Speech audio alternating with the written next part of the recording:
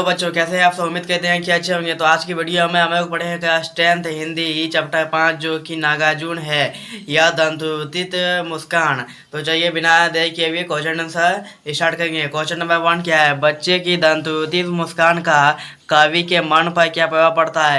यानी कवि की जो दंतोतित मुस्कान यानी कि जो मुस्कान है वो कवि के मन में क्या प्रभाव पड़ता है। तो देखेंगे बच्चे की निष्कट व मनमोहक दंतोतित मुस्कान को देखकर कवि को ऐसा लगता है कि इस मुस्कान को देखकर मरा हुआ व्यक्ति भी जीवित हो सकता है। यानी कि कवि को लगता है कि इसका मुस्कान देखकर इतना अच्छा लगता है कि मरा हुआ व्यक्ति भी जीवित हो सकता है।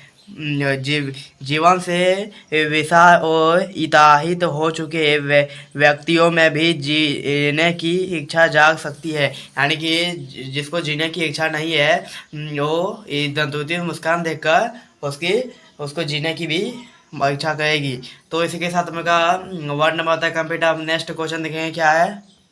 नेक्स्ट क्वेश्चन क्या है? बच्चे की मुस्कान और एक बड़े व्यक्ति की मुस्कान में क्या अंतर है? यानी कि जो बच्चे का मुस्कान है और एक बड़े व्यक्ति यानी कि आप जैसे व्यक्ति और एक बच्चा जो 2-3 साल हुआ है उसके मुस्कान में क्या अंतर है। तो अंतर देखेंगे बच्चे की मुस्कान और एक बड़े व्यक्ति की मुस्कान में निम्नलिखित अंतर। यानी कि बच्चे की जो मुस्कान है और एक बड़े आदमी की मुस्कान में बहुत अंतर है, बहुत बहुत।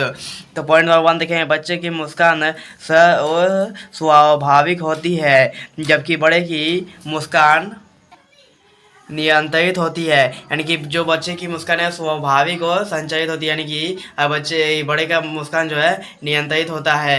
और पॉइंट में तो देखेंगे बच्चे की मुस्कान स्वास्थ्य रहित होती है परंतु बड़े की मुस्कान स्वास्थ्य से पूर्ण होती है। पॉइंट नंबर 3 है बच्चे की मुस्कान में मनमोहन आकर्षण होता है। यानी कि बच्चे की अगर कोई हंसेगा बच्चा तो आपको देखेंगे आप कि उसे आकर्षण हो रहे हैं आप।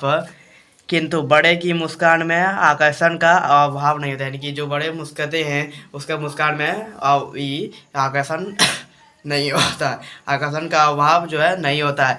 अब देखेंगे नेक्स्ट क्वेश्चन क्या है। देखेंगे नेक्स्ट क्वेश्चन क्या है। कवि ने बच्चे की मुस्कान के संदिग्ध की किन किन बिंदुओं के माध्यम से व्यक्त किया है। तो देखेंगे आंसर कवि ने बच्चे की मुस्कान के श्वेत और निम्नलिखित बिंदुओं के माध्यम से व्यक्त किया है।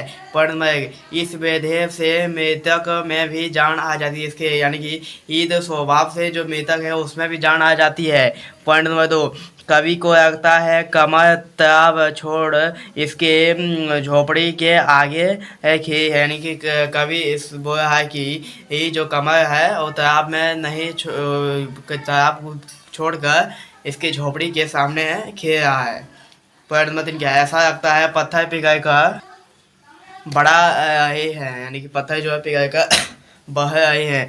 बांस या बबूल से स्वाभाविक के फूल झड़ रहे हैं। बांस और बबूल के जो स्वाभाविक के फूल जो है वो झड़ रहे हैं।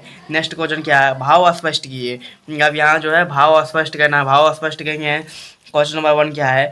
झगड़कर तालाब मेरी झोपड़ी में खेल रही जयपात, यानी कि झगड़ आंसर देखें बच्चे की स्वभाव की कमर फूल के सामान समानते हुए कवि कहते हैं एक कि ऐसा लगता है मानो कमर तालाब छोड़कर इनकी झोपड़ी में खेल, यानी कि वो उसको लगता है कि मानो जो कमर का फूल है वो तालाब छोड़कर इसकी झोपड़ी में आ गया है। तो इसी के साथ 1 पॉइंट होता है, सॉरी 1 होता है क्वेश्चन कंप्लीट। आप देखिए 2 नंबर क्या है। 2 नंबर क्वेश्चन क्या देखते हैं क्या है। 2 नंबर छू गया तुमसे कि झड़ने लगा पेड़ स्वाफिक के फूल बास था कि बबूल, यानी कि छू गया तुमसे कि झड़ने लगा पेड़ शोभा रेखा के फूल बास या था या बबूल, यानी कि वो बास था या बबूल। तो देखेंगे शिशुओं के शब्द के जादू का वर्णन करते हुए कवि कहते हैं शिशु के समक्ष मात्र से कठोर पवित्र वाले व्यक्ति का शरीर इसके प्रकार पिघल जाता है जिस प्रकार बबूल और बांस से छेके के फूल झड़ जाते हैं। तो इसको समझेंगे हम लोग। ये कहा है कि कठोर पवित्र वाले व्यक्ति का हृदय जो है इसकी प्रकाश पिघल जाती है, जिस प्रकार बाबू बांस का छिपियाँ फूल रही है, यानी कि जो बांस और बाबू का छिपियाँ वो फूल रही है। ये आप देखेंगे। नेक्स्ट क्वेश्चन क्या है, 5 नंबर क्वेश्चन क्या है क्वेश्चन, मुस्कान और क्रोध भिन्न भिन्न भाव है, इसके उपस्थिति से बने वातावरण को भिन्नता का चित्रित कीजिए। ये मुस्कान और क्रोध भिन्न भिन्न भाव है, इसके उपस्थिति से बने वातावरण की भिन्नता का चित्रित कीजिए, यानी कि वर्णन कीजिए। तो देखेंगे आंसर, क्रोध के कारण व्यक्ति का मन अशांत हो और अत्यंत होता, यानी कि क्रोध, अगर आपको मन में क्रोध है तो आपका मन जो है आपका नियंत्रण में नहीं होता है, यही बोला। यह विरोध प्रकट करने का जरिया है, यह विरोध जो है विरोध प्रकट करने का जरिया है, इससे माहौल में तनाव घुस जाता है, इसमें जो माहौल में जो है तनाव घुस जाता है। क्रोध के कारण दूसरे के साथ साथ खुद का भी नुकसान होता है, क्रोध के कारण जो है आपका भी नुकसान होता है, दूसरा का भी नुकसान होता है। आगे देखेंगे, मन की मिन्त्या व्यक्त वही मुस्कान द्वारा जब व्यक्ति मन की परिणतियाँ व्यक्त करता है तो वातावरण में यश भर जाता है, यानी कि अपनी अगर मन की बात सुनती है तो वातावरण में जो है उल्लास भर जाता है, वह स्वयं तो खुश रहता ही है, साथ ही दूसरे के जीवन को भी खुशियाई से भर देता है। और स्वयं तो ये बोला कि वे स्वयं तो खुश रहता ही अगर मन का बात सुनता है, और दूसरे के जीवन में भी खुशियाई भर देता है। इसी के साथ उनका पार्ट 1 यानी कि जो है यही नागार्जुन का क्वेश्चन नंबर 5 तक होता है कंप्लीट। अब नेक्स्ट पार्ट में पार्ट 2 में 6, 7 और 8, 9, 10, 11, 12 जो है क्वेश्चन कंप्लीट करेंगे। तो अगर आप लोग चैनल पर नए हैं तो चैनल को सब्सक्राइब कीजिए, अपने दोस्तों या क्लासमेट में शेयर कर दीजिए। और